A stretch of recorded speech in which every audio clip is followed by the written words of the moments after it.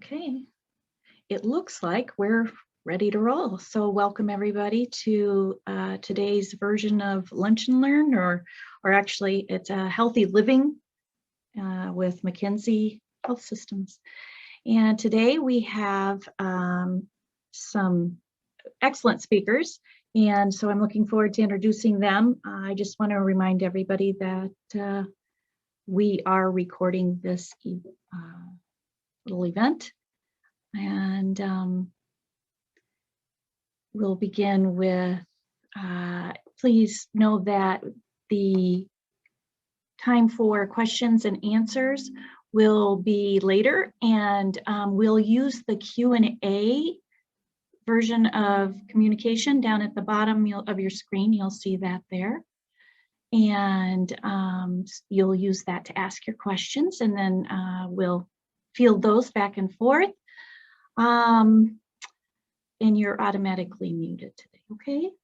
So with that said, welcome again, and I will turn it over to our speakers. I'd like to introduce them first. We have Emily Quandt, and she's going to speak to you for a moment. Hi, my name's Emily. I am the case manager here at McKenzie for the medication assisted treatment program that's fairly new to McKenzie. So I will be just kind of going over the opioid epidemic and what McKenzie is doing to help combat that. Okay, great. We'll introduce Lori when it's closer to her time to speak, okay? So at this point, Emily, if you'd like to fire away. Let us know what this opioid epidemic is all about. Okay, let me share my screen here real quick.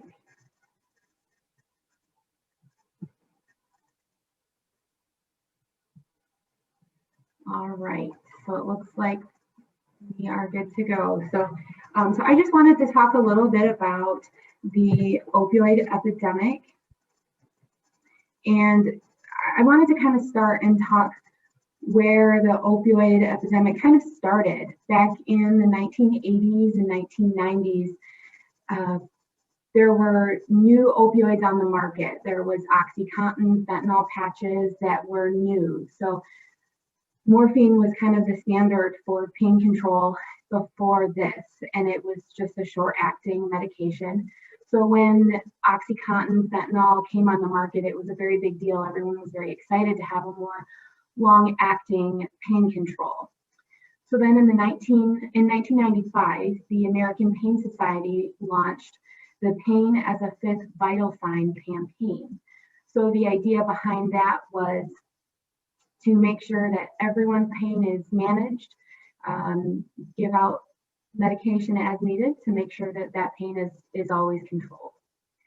In 2000, the Federation of State Medical Boards and Drug Enforcement Agency, or DEA, promised less regulation over opioid prescribers. This thereby is encouraging more prescription of opioid analgesics. Then we have, fast forward then to 2017. As of October 16th, 2017, the US government declared the opioid epidemic a public health emergency. In 2016, 64,000 people died from a drug overdose. 42,000 of that was related to opioids, which was a 20% increase from 2015. So you can kind of see how it escalated. And then now, as we've gotten to that point of the epidemic as declared by the government, they were trying to figure out what to do now. So the Department of Health and Human Services is giving $1.5 billion to states and tribes to combat the opioid epidemic. The goal of the Department of Health and Human Services is to encourage medication-assisted treatment, psychosocial treatment, and other community supports with a mindset of prevention, treatment, and recovery. SAMHSA is the Substance Abuse and Mental Health Services Administration. It is a branch within the Health and Human Services Department. Is the gold standard in research, services, education, substance use, and mental health. If you're looking for research, if you're looking for services, they're a great resource.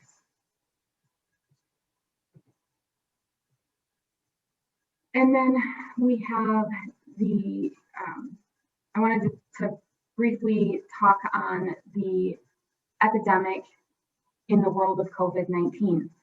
So the epidemic started in 2000, or was declared in 2017, and we know that 2020 changed the world. So COVID-19 brought isolation, fear, decrease in services that are available, increase in depression and anxiety, transportation issues. So if you're looking at resources that are available and what isolation brings to people, it can make looking for treatment for sobriety for your goals very challenging.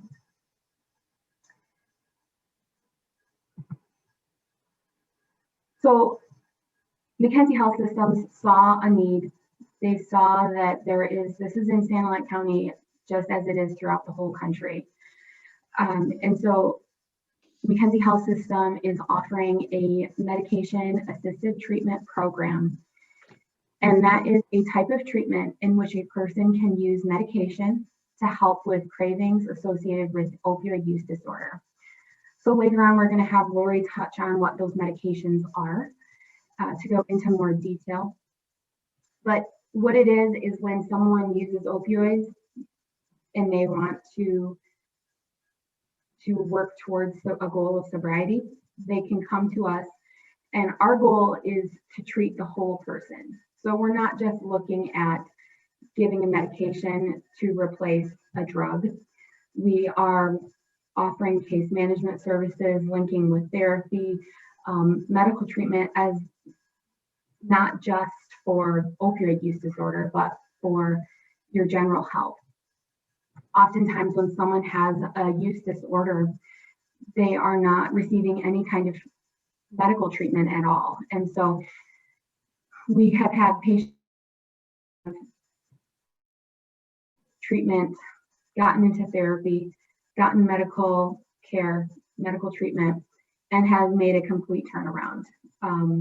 To see someone having trouble walking to now I see them walking easily and can't get rid of the smile on their face. Those are the things that we are doing and trying to help our patients. So what can we do as a community? You know, like I said, this is in Sanilac County. Please understand that addiction is a disease and everyone deserves treatment. No matter who you are, no matter how many times you start over, you deserve treatment. And that's what we're here for. We do not judge, and we want to offer the best care possible.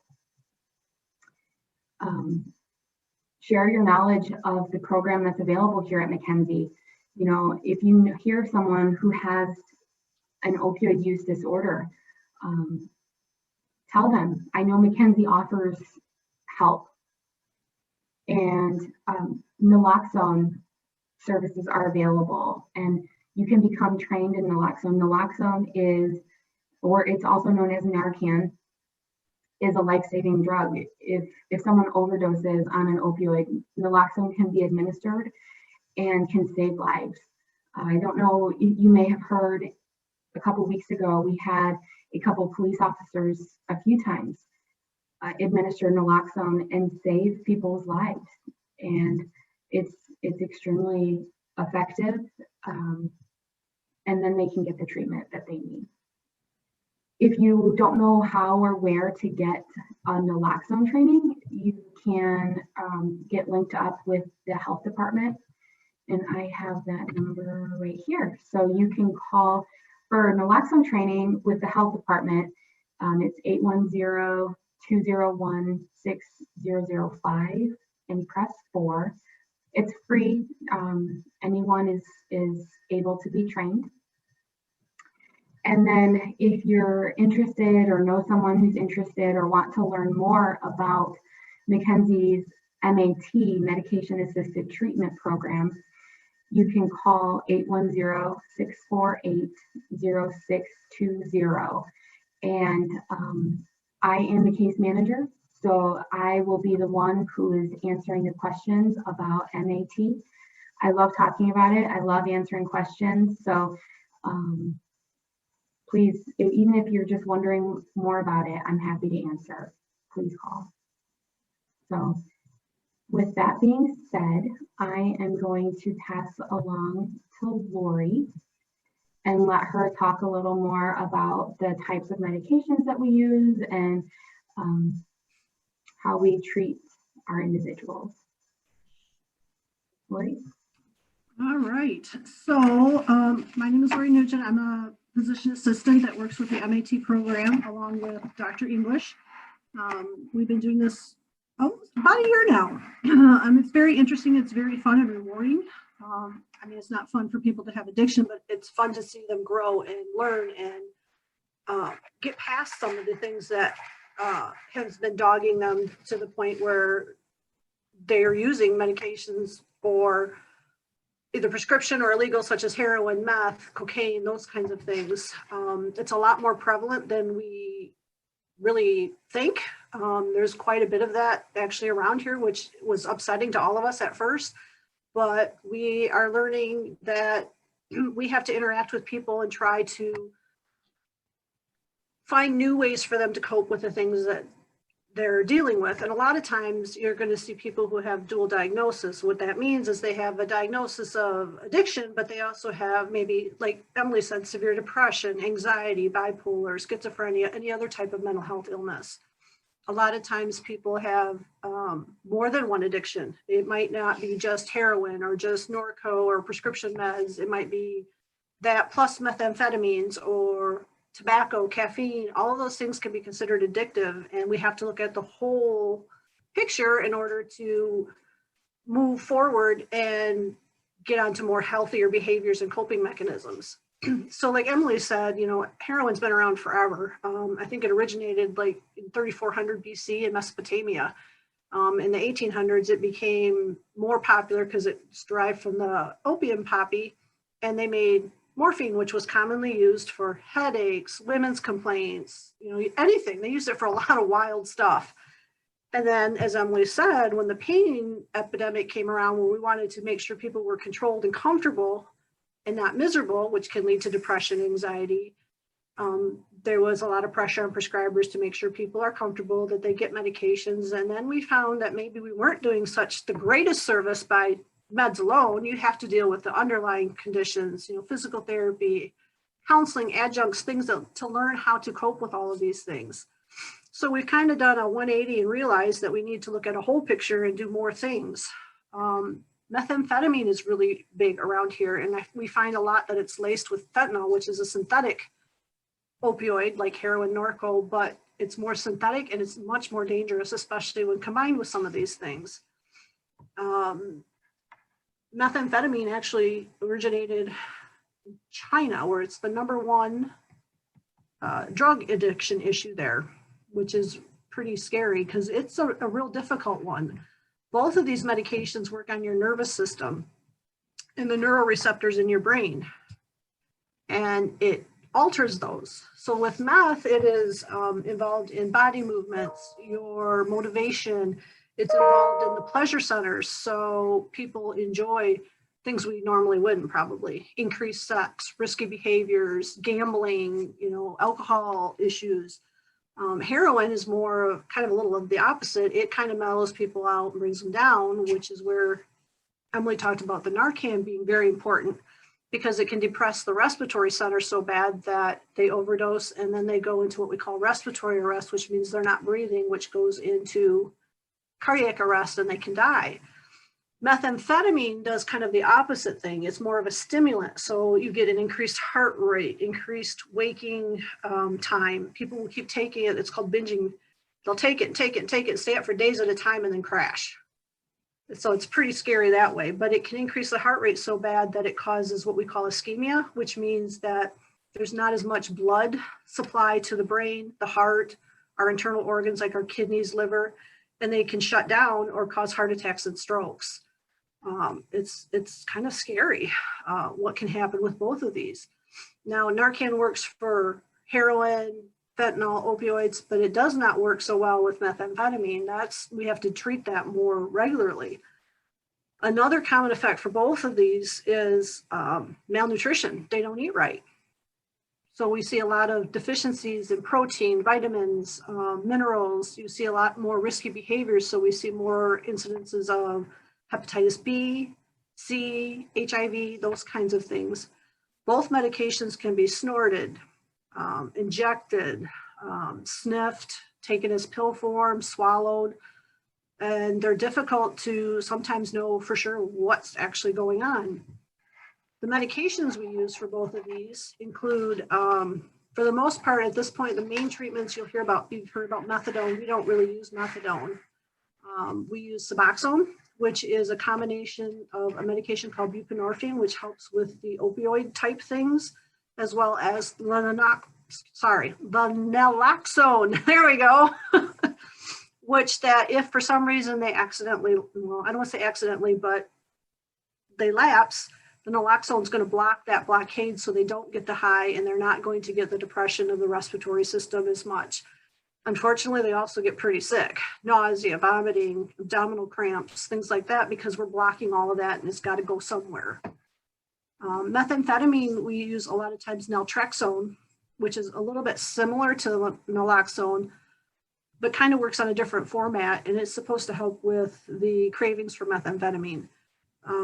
There are some promising things coming out with medications for that they're really looking at, because it's much more difficult to treat the methamphetamine one.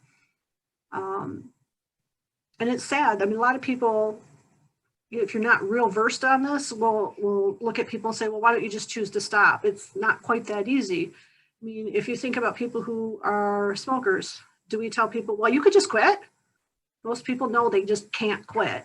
Same thing with the people who drink, 3-4 bottles of pop a day, or their energy drinks, or alcohol, another problem that can often go along with both of these.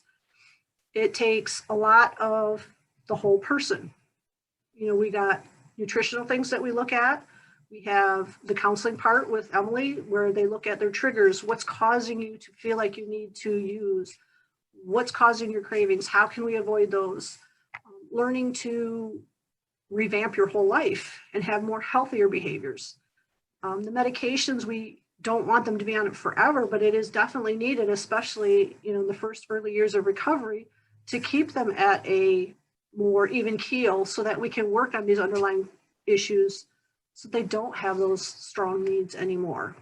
And mostly both of the medications work more on the dopamine receptors, which is the receptor in the brain that is affected by both of these drugs. Basically, our program is they come in, they talk with me. I'm sure she touched on this a little bit. We decide what's the best route of medical therapy. Do you need dietitian? Do we need to do some supplementation of vitamins? Let's talk about how you should eat to feel more healthy, feel better. Then we talk about the right kind of medications that we should use in order to keep people free of illicit drugs. It may also be talking about, we need you to quit smoking. We need you to try and cut down on your caffeine. We need you to not drink, those kinds of things. Then Emily comes in with the other part where she starts talking about coping mechanisms. A lot of people who are addicted, they have to learn how to love themselves again, because they often don't feel like they're worthy of anything anymore. And there's a lot of broken relationships that over time people learn how to start mending. And it's really exciting to see someone come in from their very first visit, which is often, it's almost stereotypical. I've got my hoodie up and I'm down like this. They never hardly look at us. They just, yes, no, yes. They are often dirty, look like they haven't had a bath in a couple of weeks, very thin. And over time, you start to see, it's just like a flower blossoming. They start to kind of rise up. Pretty soon they got a little sparkle in their eye. They're smiling. And they can come in and say, guess what? So-and-so who used to offer me meds all the time, I told them no and not to call me anymore. And that is like huge for us. It's so exciting to see that. And to see the sparkles in their eyes when they look at us, and we're not judging them for what happened. It's not for us to judge that. It's for us to help them overcome things. And, you know, relapses do happen. It's a statistical fact that most people who are an addiction personality have 8 relapses. Well, when they come in, okay, great, that happened. I'm so sorry, but what are we going to do to avoid that the next time? What can we do to prevent that? What got you there? What can you do differently? How can we help you? And it's amazing to see people's faces light up when they realize we're not going to go shame, shame, shame, shame on you, because it's not that easy. We all do things that we probably shouldn't and realize we shouldn't, and know that it's not that easy to always not do that. And it's really rewarding to see people grow and learn and feel, I guess, for lack of a better word, feel human again. And it's exciting to watch their faces start to light up and be happier again and realize they are worth something and they can give to our society and to other people and to themselves. Did I miss anything, Emily? Well, I think you covered it. Good. We talk about self-worth a lot. It's what We do. We really do. Great. So, can I ask, who are people that are battling this opioid use disorder? Can be anybody. It can be the girl in the office next to you. It could be your son, your daughter, your brother, your aunt, your sister, your friend. People you would never dream of having a problem. It could be a professional person. It could be someone in high school. It could be someone in college. It can be the 70-year-old lady down the road, and it can be the 15-year-old kid that mows your lawn. So if somebody is currently feeling like they could use some help and they're willing to try, how would they get into the program? Basically, the number that Emily gave earlier, and I don't have that on me, I'm sorry, I never can remember that number. They basically call her and she will talk with them and figure out what route they need to go. Okay, so it starts with a phone call. It does, yep. And does it have to be the individual, or can it be somebody on behalf of the individual? No, so I have had someone on behalf of the individual has called and said, this is the situation. I really want care for my loved one. The loved one has to want the treatment. You know, we're not going to force anyone to be here. We're not going to force anyone to go through our program. And so I then will have a conversation, whatever is best for that individual. So we could have a joint conversation, a joint phone call, or just a one-on-one, whatever that individual would prefer, however they are most comfortable. So you can tailor it to their needs. Absolutely. Okay, so the next question I would have is, we have a question. Do many insurances cover this treatment? Yes, so I'm not a great person to speak on insurances. I know that Blue Cross Blue Shield is one that covers. Medicaid is a big one that we see. If someone comes to us and has a Medicaid insurance that McKenzie does not take, what we do is we have funds available that we can help them get through their first initial appointment. And then I work with them to get on an insurance that McKenzie does take, and we go from there. Oh, that's fantastic. So we don't turn anyone away. That's important. So due to COVID, does the person needing help need to come alone? No, the more support that you have, the better your success rate will be. We encourage significant others, moms, dads, friends. Obviously, we're going to use COVID precautions. Everybody wears a mask, and we try to do our social isolation or 6 feet, whatever you want to call it, lots of disinfectant. But this is a situation where coming alone is probably not always the best. Some people prefer it, some people don't, some people need the extra help, and by all means, we want them to get everything they need to be as successful as they can. Okay. I do a lot of work with individuals on loneliness and what it's like to go through sobriety and how lonely it can be. And sometimes just that validation is helpful. And when we can have someone who is supportive and along with them, we always encourage it. Sure. We also I just want to televisits too, if we need to, okay. which is a wonderful way to just touch base. Some people, they don't have transportation. Okay, so you don't have transportation. How are we going to get in contact with you this week? If they can't get in, then we'll try to do a televisit because it's nice to see faces, because you can see a lot from people's body posture, their contact, their facial expressions. But if we can't, we will do phone visits. Any means of contact that they feel comfortable with. And we encourage them to call us anytime they need to. And people do. And we do our very, very best to call back ASAP. But everybody is very understanding too. They understand that we can get busy with other things too, and they're always very patient, but we always get back to everybody usually. That's great. I just want to remind participants that you can ask questions in the Q&A, and they are anonymous. So if somebody's going to come and see one of you two, who do they see first? I tend to be the first point of contact.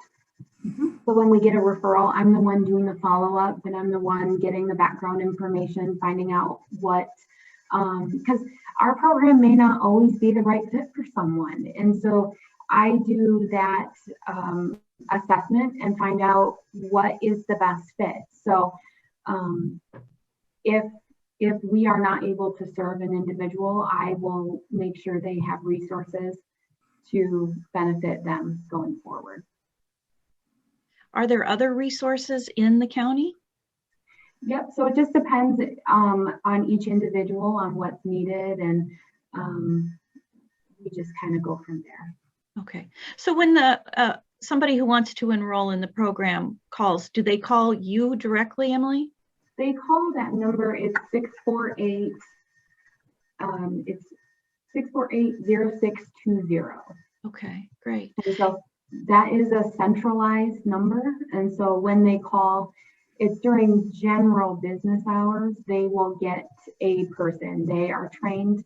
The individuals who answer this phone are trained to know how to handle the situation when someone calls and says, I'm interested in MAT.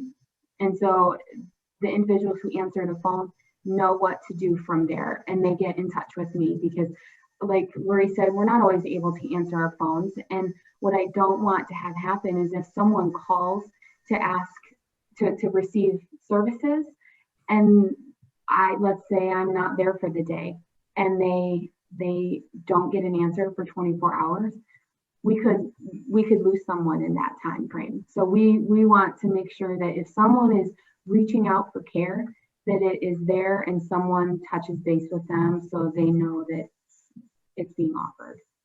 Okay, so one of our participants is asking, how does this affect the family, and are they included in the process? So we include the family as the individual receiving care wants them to be included. So the person receiving the treatment is in charge. So whoever they want to be involved is who we allow to be involved. If an individual says, could you call my mom and explain what's happening? If I have permission and they want me to, I'd be happy to. We could do it in the room with them. So it's whatever the individual who's receiving treatment would like. Okay, and then how often would those visits need to occur? It all depends on the person and their particular treatment plan. Everybody's individualized. There's no cookie cutter that says, okay, X you do now you do this. It depends on what's going on. Obviously, if they're very early, we usually meet with them more often. And as they start to get better, we can space it out more, but sometimes a relapse happens. So we kind of step back and see them more often. And definitely, you know, going back a little bit to families, they are definitely affected because they have been a lot of times scared to death their family member is going to die. They've been stolen from. They never know where their family member is half the time. There's a lot of trust that's been broken and things that need to be built back up on both sides. I often encourage family members to do like Narcotics Anonymous or Al-Anon or AA. There's online groups. I know there's one called Smart Recovery that you can do online for both people with addiction and families, the family members. There's an AA group meeting here in Sandusky. There's Peer 360, which right now, because of COVID, is meeting virtual for the most part. But there's a lot of resources out there for everyone to get the understanding education, because it's a lot of education. People just don't understand how this can destroy your life so badly, but it can. And it takes time, it takes effort, and it takes a lot of love and understanding. And we are seeing people who they're building back their relationships again that they thought would never, ever occur again.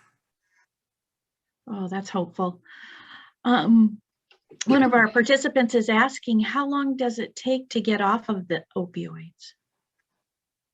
Well, before we can even start medications, you have to be off all of your drug of choice, we call it, for at least 5 to 7 days, because if not, you're going to go into severe withdrawal.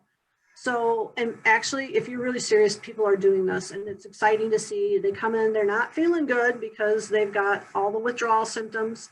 And we then will do an induction, we call it, based on what medication we think is appropriate. We have them come in, take the medication in the office after assessing to make sure that they're appropriate. And we watch them and see how things go. And it's amazing to see how fast they start to feel better and calm and feel like they can do this now. To get, you know, when you look at addiction, it's two different ways to look at it. One, do you get off the med? Yeah, you get off the med. But do you ever get off the addiction? It's something that could be there forever, for the rest of our lives. And we have to learn how to cope and avoid relapses. So, you know, we don't have people on Suboxone or buprenorphine for years and years and years and years and years, but it may take a few years before we can start dipping back and slowly weaning and see how we're doing, because we eventually need them to be able to do that without. But it doesn't mean that, you know, in the future, if things aren't going well and they're like, I'm craving, that we might not use that again for a short term in order to help them through that particular crisis. Well, that goes along with the question that's being asked. Can people be addicted to the meds that are helping them to become sober? Not so much, because the buprenorphine and Suboxone is also put in with the naloxone, which is the counteractant. So you really are not getting addicted. Naltrexone is also not real addictive either. It's another form of being able to reverse medications. So they're not really addictive, but people become, what I say, dependent, because they feel that as long as they're on that, then they're going to be okay and they won't relapse. Dependent and addiction, I believe, are two entirely different situations.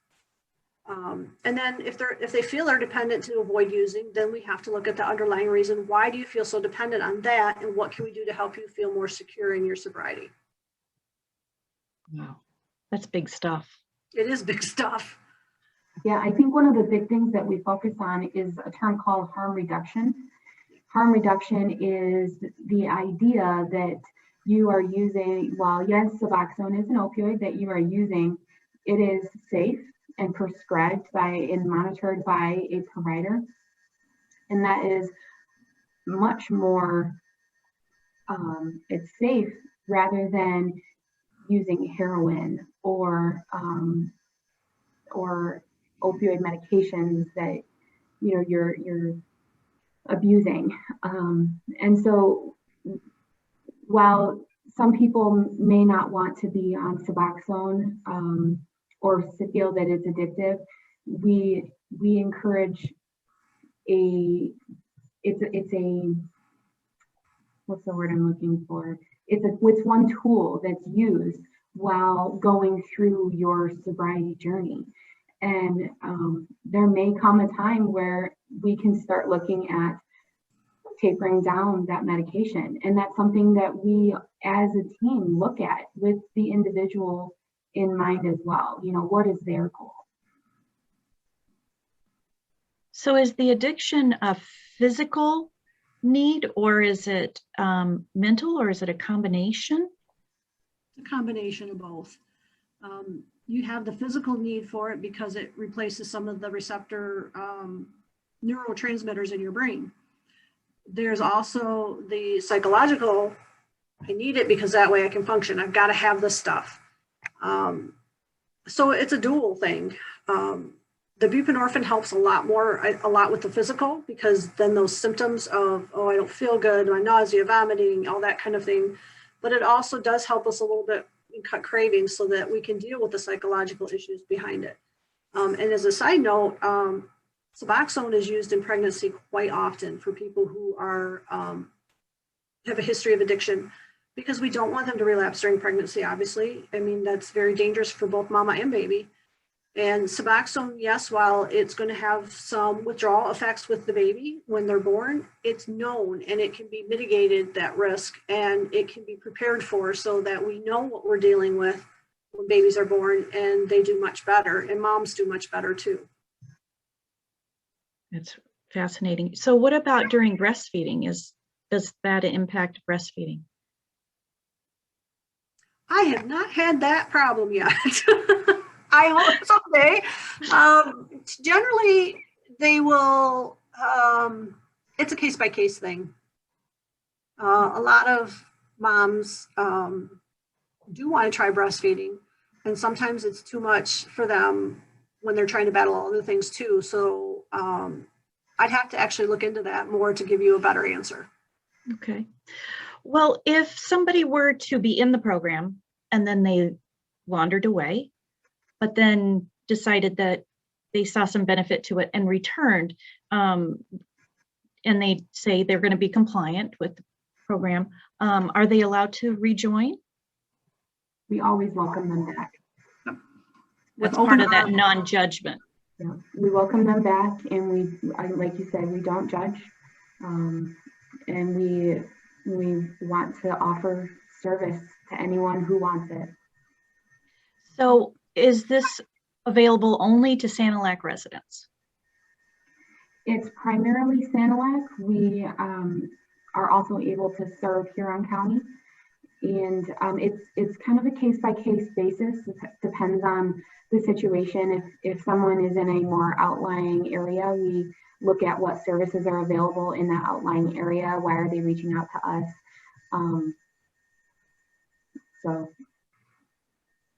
Right. Is there a support group for this group of people? We don't have a support group for our own MAT patients. We have Pure 360 that we connect with quite often. They are a big support. They do a lot of individual work and group work. Okay, that's good to know. It sounds like something that would be very, you'd have to change your circle and create a new circle of friends and your network. So it would be nice to be around people who are also reinventing themselves. Yes. And that's where that loneliness piece comes in, because we come across people who are in transition. They're leaving their old circle behind, but they haven't found or formed their new circle yet. And so I work so hard to validate that loneliness, it's real. It's so hard to be living in, and but your circle grows. And so I'm offering that encouragement that your circle grows. This is how you grow your circle. And you know, you have some of our patients who have been on for a while, their circle grows. Yeah. That's interesting. It parallels becoming a new mom, because before you have children, your circle is very different than afterwards. You'd like to think that you can blend the two, but your life becomes different because you have a different schedule and needs. And so same thing would happen with a new life in terms of not using anymore. You would have different activities and wants and needs. So, and there's a lot of understanding, and they have to recognize, okay, who are the people who are harmful to me, hence the harm reduction thing, and who are the people that are going to bolster me up when I'm down. Right. And it takes some people sometimes a few eye-opening experiences for them to understand who those people are going to be, because they often will feel like, well, you know, so-and-so who gives me my drugs, he really supports me, or she really supports me, but no, they really don't, because what do they want? They want a customer. And we've seen it a few times where all of a sudden that light turns on and they come in and they're like, you know, you were right, and I need to do something different. Wow. So is there support for people who are battling alcohol addiction as well? There is. We don't do solely alcohol addiction, but we have some people who are like a dual. They have that issue too. There are medications for that. There's an Alcoholics Anonymous meeting that occurs at the Catholic churches in St. John's, in Peck, here in Sandusky, and I think there's one in Marlette too, that they have on a regular basis, rotating basis, different days, different times. Although I would not turn anybody who asks me about just pure alcohol issues. If we can't absorb them into the MAT clinic because that's not the right fit, well, then I will absorb them into my practice and help them there as well. Well, you're really dedicated to this. Very much. I can appreciate that. Do we have any more questions from our attendees? I don't see any. Then I think we're all set. And I want to thank you ladies both for sharing this really, really important message with us. It's great to know that there's support in our community. It gives my heart some wings to fly, to know that it's going to have a powerful impact on our community as a whole, because everyone who suffers from one of those use disorders is impacting the other people in their lives, and that impacts the rest of us. Like it's a community concern. It's not just an individual. So changing lives is great. Thank you for that. I'd like to remind everybody that we will meet again for Healthy Living on May 19th, and it will be container gardening with Mary, I can't remember her last name. She's so sweet. Oh, Mary Martin. And so that's always a fun one. And we get to walk away and know that maybe this summer is the summer we actually grow our own herbs instead of paying $3.99 for them. For a little tiny package that goes bad within a few days. So again, thank you, Emily. Thank you, Lori. We appreciate you and all you're doing to save our community from the horrific life of opioid addiction. This has been recorded and it will be emailed to those of us who are attending today. Okay, great, thanks, and goodbye. Bye.